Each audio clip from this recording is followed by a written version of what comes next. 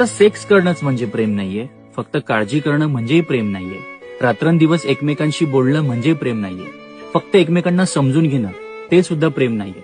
मग नेमकं प्रेम म्हणजे नक्की काय?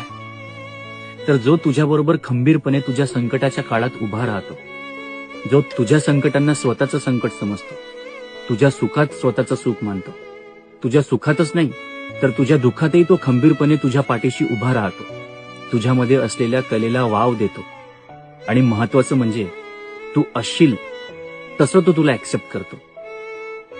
यालाच प्रेम म्हणतात.